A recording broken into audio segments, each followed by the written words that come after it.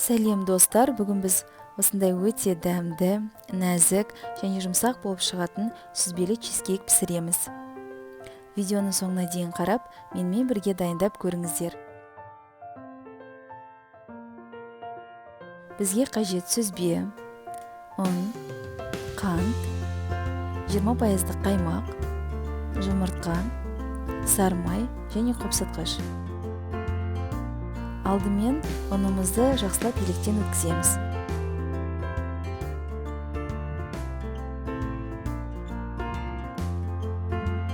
Оған жарты қасық қопсытқыш және қант салып, жақсылап араластырып аламыз.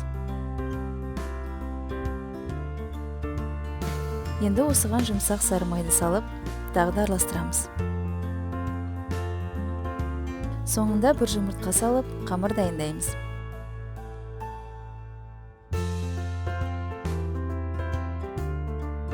Қамырымыз дайын, 15 минутқа салқын жерге қоямыз. Салмасынан сүзбе, жұмыртқа, қант,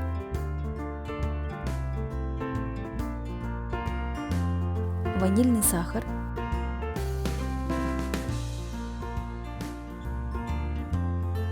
пайыздық қаймақ. Осы барлығын салып, блендердің көмегімен езіп аламыз.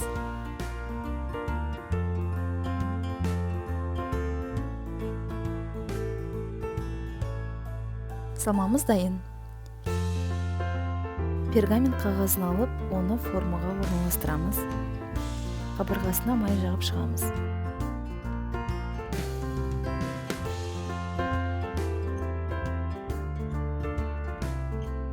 Енді қамырымызды формаға орналастырамыз. Егер қолға жабысатын болса, ұн сепсеңіз болады.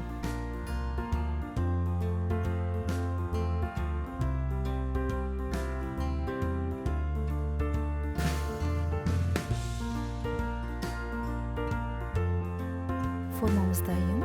Менде форманың диаметрі 26 см. Енді салмамызды құямыз. Алдын ала қызып тұрған пеште 45 минут пісіреміз.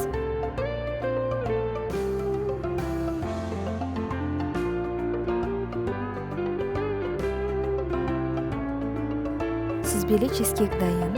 Формадан толығымен суыған соң аламыз. Міндетті түрде дайындап көріңіздер.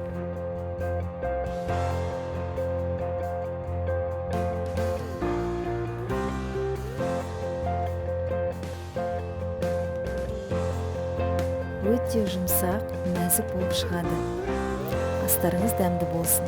Менің каналыма тіркеліп, лайк басуға ұмытпаңыздар. Сізбен болған Айман Мусилова.